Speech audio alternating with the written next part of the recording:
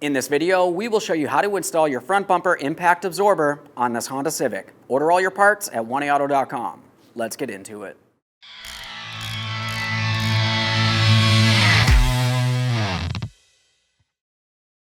Okay friends, let's get started on our job. The first thing you want to do is have the hood in the upright position.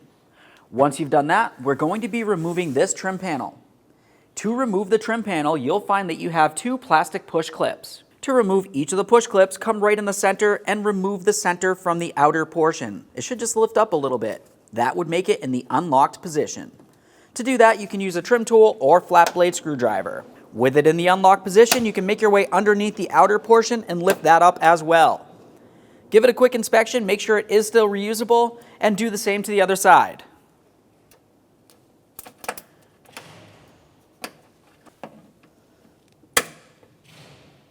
At this point, this is almost free to remove. Along each side, you're going to find that you have another push clip that holds this panel in. We only need to remove the lower push clip on each one of these side panels. Now we'll do the same on the other side of the vehicle.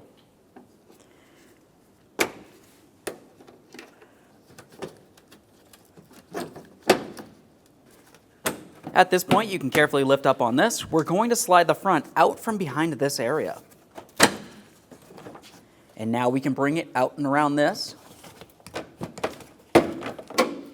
and remove this from the vehicle. Now with that out of the way, we have a nice clear view of our upper mounting screws. For this, you'll find that you need to use a 5mm Allen head socket.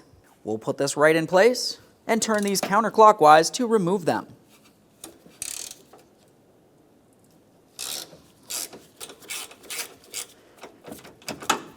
We'll do the same to the other side of the vehicle.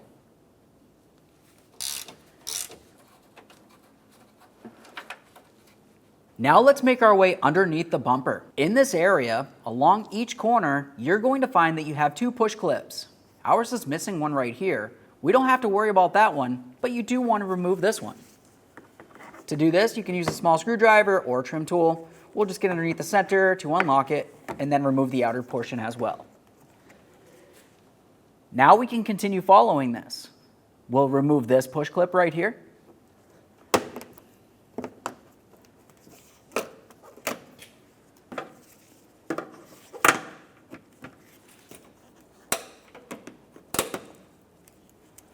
And then over in the corner, we're going to remove that same push clip. Once again, this side looks like it's missing the one that should still stay in there.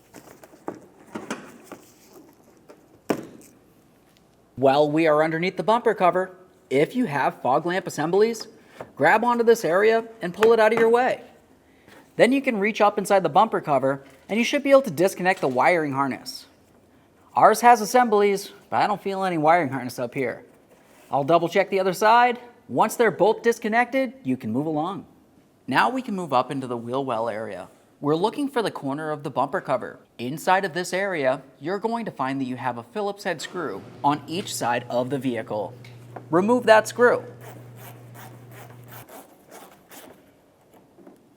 Once you have that screw out, we're going to grab onto the bumper cover and give it a little tug.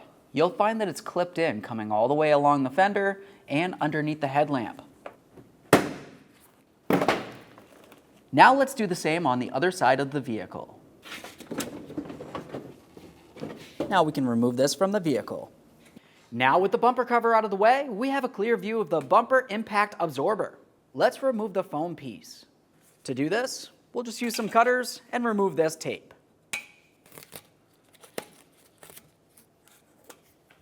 Now we can take hold of this, we'll grab from the bottom and roll it up. Give this a quick inspection, make sure it is still reusable, and then set it aside. Now we can dismount the impact absorber. There is some holes right along the front of this that you can easily remove your three 12mm headed bolts from each side. Let's start with the top one. We're going to remove it, give it a quick inspection, and then reinstall it, just a couple threads.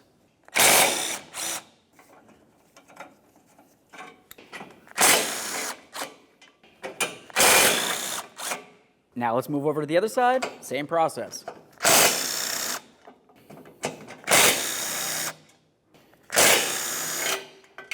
Now while holding this, let's make our way back over to the other side and remove that final mounting bolt.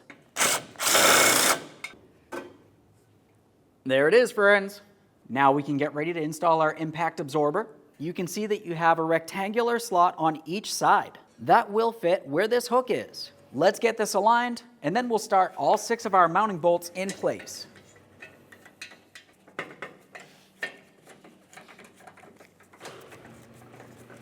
Now that all 3 are started on this side, we'll do the same on the other side, and then we'll make sure all 6 of them are nice and tight.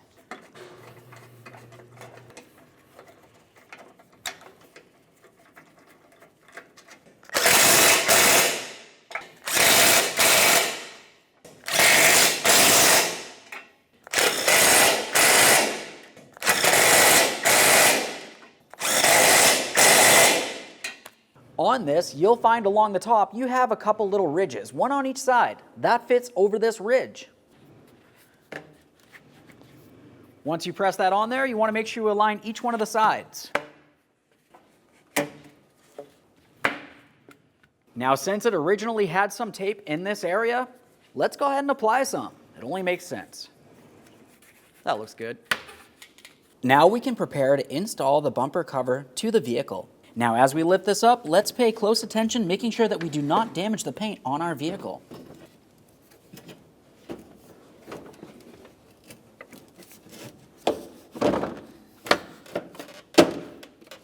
Once you have it loosely in place, we'll continue on with our mounting bolt on this side. We'll do the same on the other side of the bumper cover, and then we can realign everything as needed.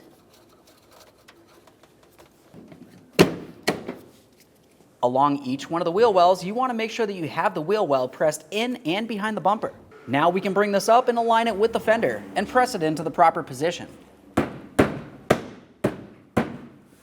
Install your mounting screw. Now we can do the exact same thing on the other side of the vehicle. Now we can make our way underneath the front bumper cover. Reinstall all of your push clips. You just want to press that right on through and lock it in with the center, just like always.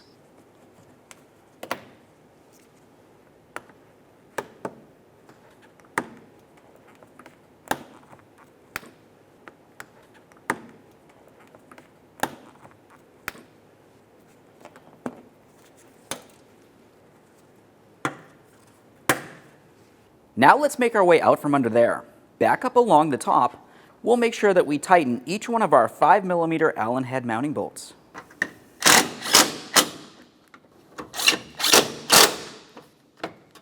Let's finish up with our final trim piece here.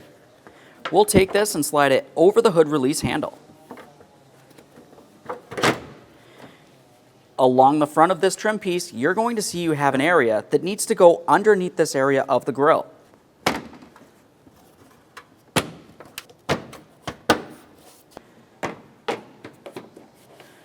Now we can align our side trim panel.